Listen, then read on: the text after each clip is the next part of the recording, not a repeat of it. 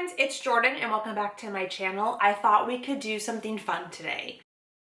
So I'm sitting here in front of my bookshelves and I was thinking I should maybe assess the state of them. I haven't had the most successful reading years in the decade of the 2020s. You know, they've been a rough decade for my reading, but I'm getting back into reading and I'm feeling more invigorated by the shelves and for the shelves to like have things on them that are exciting. And so I was thinking what I haven't done in a while is take an inventory or stock of the shelves and really seeing what I haven't read on them and like what my options are to pull from to read as, you know, I complete things and move forward throughout the year.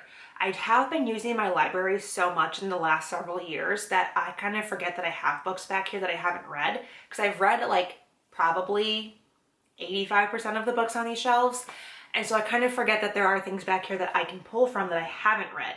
And I thought it would be a fun time for us to go through together and look at them and talk about the books that I still need to read. I don't think anything on here is like unhaulable. Like I'm not looking to unhaul things unless there's something that you really think I would hate. I've unhauled so many things and done so many calls of my bookshelves over the years that I feel pretty safe with what's on here. I do have a small little pile on my desk that doesn't fit on the bookshelf, so we're gonna hit that first. The first one sitting here is Wild Dark Shore by Charlotte McConaughey. This will not be unread for long because it is our April House Salt Book Club pick. So I'm reading that here very soon. And then this one's kind of embarrassing, but The Fifth Season by N.K. Jemisin. I've read another N.K. Jemisin that I don't remember how I felt about it. It was 1,000 Kingdoms, 100,000 Kingdoms, 100 Kingdoms. I don't know, we read it for book club and I don't remember if I liked it or not. The last one I have over here, I know that this author is like very controversial and like very bad person energy. I haven't followed in the last probably like 5 years, but I know from before that we were already in questionable territory. So please pardon the owning of said book, but I've owned the book for like 10 years now at this point. But it is Nevernight by J. Kristoff. I do believe it's not signed. Never mind. I have met J. Kristoff. Oh, just kidding. Yes, it is. So like, you know, keep it for the memes. Let's move on to the shelves portion. So let's start. Oh, are you gonna be able to see my pants? Okay, you can't see my Christmas pajama pants. That's good. This top shelf here, the only thing that I haven't read is The Language of Thorns. Oh, I lied. That's not true. The Language of Thorns by Lee Bardugo, which is the tales, like fairy tales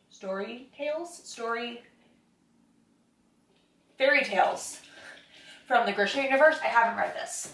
I also have the last two most recent books published in the Witchlands series, which is Blood Witch and Witch Shadow. I really enjoy this series and I've read up through Sight Witch, and then I don't know what happened. I think there were like started being really long gaps in between the books when they were coming out, and it's like a pretty not dense story where there's a lot of things going on and a lot of names to remember. And I think I was like, you know what, I'm just gonna wait until they're all done because I want to read them like closer together so that I'm not forgetting the details and things. So I haven't read these two, but I do believe that they are signed. Those are probably on the list to happen this year. I do think the last one comes out this fall, right? I think so. So I think I'll get to those soon. Olipop for the road. So I have this really bad habit of not reading the finales in series. A Sky Beyond the Storm by Sabaa Tahir. Haven't read it. I've read the other three. Sometimes it's like, if I look at the year, it's like, oh yeah, okay, 2020. Never mind, I know why I didn't read it. Sometimes the year gives away the reason. So I haven't read that one yet, and I'd like to finish that series. I really enjoyed it at the time. Like, look, I have the old school, like, hardcover. Remember when this was supposed to be a standalone novel? It was a standalone fantasy, and we all finished it, and we were like, LOL, you liar. This is not standalone. It's also one of the few arcs that I have. A Torch Against the Night, which is also signed. I waited for this for over 2 hours at BEA. So, you know, like that's a memory. We can't get rid of that. What else is up here? I've read everything up there. That's cool. We love that. This whole shelf is the Sarah J. Maas shelf. I've read everything on that. We can skip it. Here is mostly my like middle grade stuff. So we've got like Rick Riordan, which I'm actually all caught up on what I own from him. So he would have normally been on this list, but I've read everything that I own. But what I haven't read on here yet is the third book in the Wings of Fire series, The Hidden Kingdom.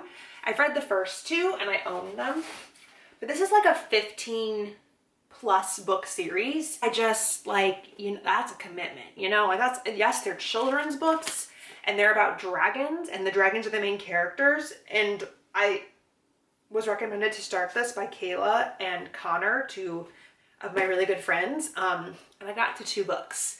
But I do intend to, at some point, someday, continue. And I have the third book for when I want that to be the day. Let's go over here. So when we start getting into like the rainbow shelves, I can't commit to rainbow shelves for the whole bookshelf because the idea of some of these series being separated, like, makes me nauseous a little bit. And also just the idea of trying to determine what color this spine is, absolutely not. What color is that? Absolutely not. That's clearly 3 colors and it would look bad in all 3 options. So contemporary books only go in the rainbow shelf here. So I do have some series that are contemporary series split, but like, that's fine. Let's see here. So this is a really embarrassing one. I haven't read The Hate You Give by Angie Thomas. I've owned this since 2020. I bought it to support local, small-owned, Black-owned bookstores. I bought this and a couple of other things by Black authors to support, you know, Black authors. And then I never read the book.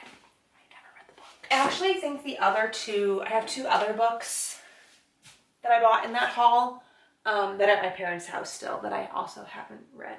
Read all those. Oh, 1 book on that shelf? Wow. Wow.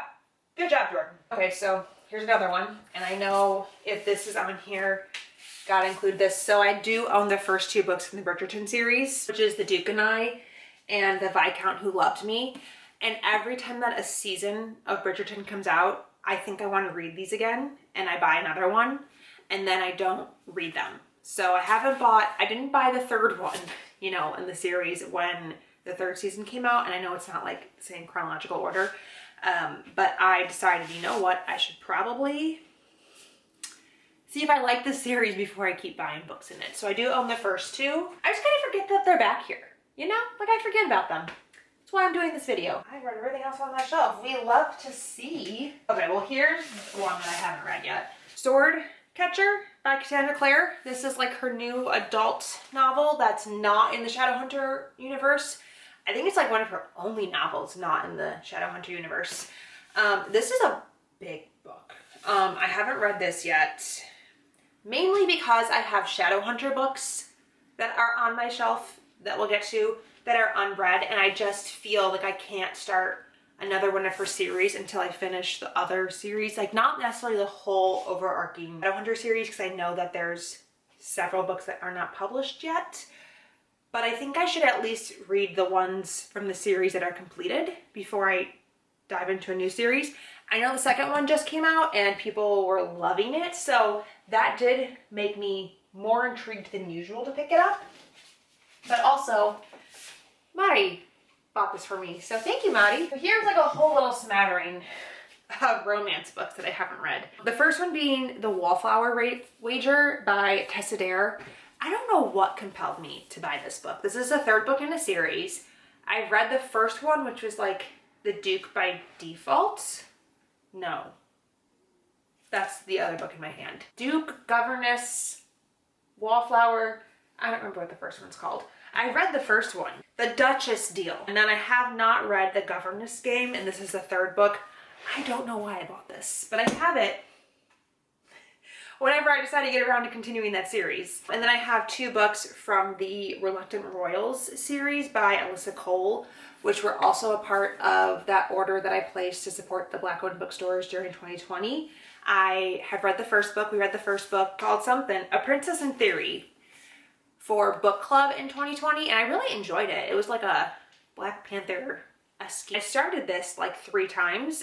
As you can see, there's like another bookmark in here of which I've tried to start it, and I just haven't ever committed to finishing it. So I have that one. And then this is the first, I think, of 2 novellas in the series.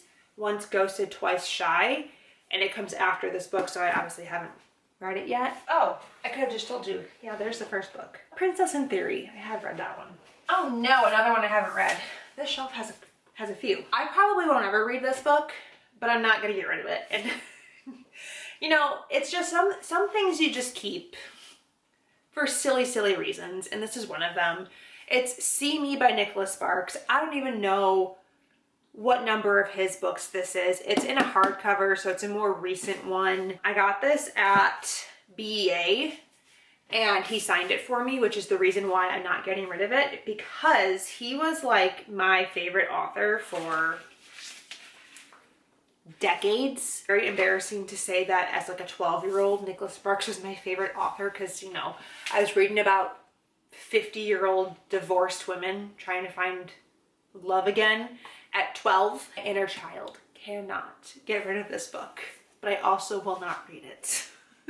Most likely. I don't even know what it's about. This one I started but haven't finished yet. Once in a Millennial by Kate Kennedy. I got this at a book signing that I went to with a friend for the Taylor Swift styled book.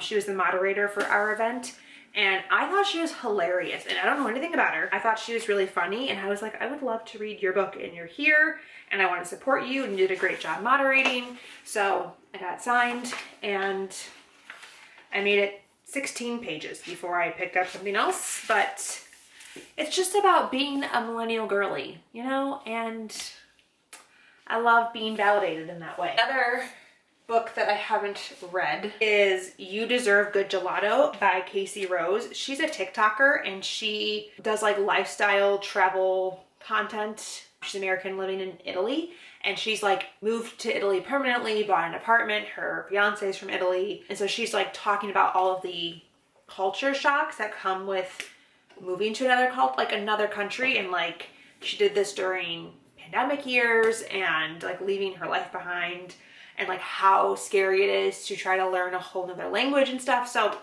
that's like what her TikTok account is about. I followed her for years, and I feel like she's come so far in her Italian journey, and I love that for her. So I have her book, but I haven't read it yet. Two more on this shelf that I haven't read. The first one is A Worthy Opponent by Katie Robert. I think this is the 3rd book in this series. I don't remember. Wicked Villains is the name of the series. The first one is like Desperate Measures, and that one is about Jafar and Jasmine. And then the second book is something I can't remember. Something about lessons. That one is a Hercules, Meg, and Hades throuple romance. These are adult, smutty reimaginings of Disney fairy tales. So like there's a content warning in them because, you know, oh, here's her list of books. Yeah, Wicked Villains. It's Desperate Measures, Learn My Lesson, and then A Worthy Opponent. This one follows Tinkerbell and Hook, I think. My dogs are freaking out for who knows what reason. And then the last book on the shelf is A Wizard's Guide to Defensive Baking by T. Kingfisher. I've not read anything by T. Kingfisher, but I know that people like love their books and speak very highly of their books. I know there's quite a few that are like these standout favorites. I don't know if this is one of them, but I think it has to do with like magic baking. I don't know why I chose this one, but I've started it a few times and made it like maybe 5 to 10 pages in. So nothing super heavily committed to it. Oh, I got this book from Mari. I picked a book I read and loved, one on my TBR I think I'll hate, and one I should have read and never did. This is the one that she read and loved. The one on her TBR that she thinks she'll hate is the Cassandra Clare one. I need to read that. I've tried to read it a couple of times and I just haven't gotten into it. Now we're going down to the lower levels of the shelves here. On this shelf, I know the one. It's this guy. Train of Thorns by Cassandra Clare, which is so large. Like, I don't think that this is doing this justice on how large this book is. This is the book that I was mentioning when I was saying I don't feel like I can start another Cassandra Clare series until I finish the other ones I have unread, and it's this book. It's this behemoth of a book. I wonder actually if this is longer than Queen of Air and Darkness. Like which one is the long one? 778? Okay, this one's longer. This one's over 800 pages. I do think that Cassandra Clare struggles with like pacing in books that are this long. Like I feel like we get the climax of the book too early, especially for these conclusions.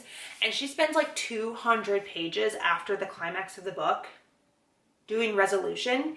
And I just don't think it needs to be that many pages. And so it gets me like a little nervous to read this because how slumpy feeling will it feel? I don't know.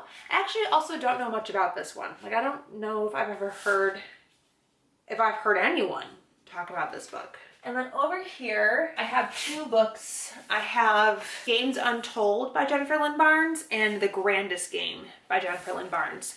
I believe that this is like a part of the world of the Inheritance games. Yes. And then I think this is also in that world, but a part of a different series. It's like the first book of a new series. And so I haven't read either of these. It's very interesting to me that this is her series that has like blown up and taken over the universe, it feels like, because I personally think that this one is so much better. But you know, whatever.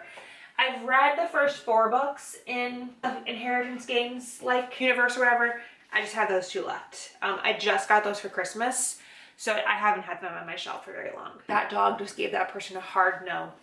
They did not want to keep walking. Bottom shelf. So the first one on the bottom shelf is Rebel by Marie Lu, which is the random spin-off that we got to the Legend trilogy like 10 years later that nobody asked for. I haven't read this yet because I read Legend before I even started my BookTube channel. When this book came out, it had already been years since I read Legend. And I don't know that I could jump into this now or like then when it came out in 2019 and have read it and like appreciate it or enjoyed it for what it was. And now that it's 6 years beyond 2019, I don't know if I'm in any better of a place to jump into this, and I don't know if I want to reread Legend.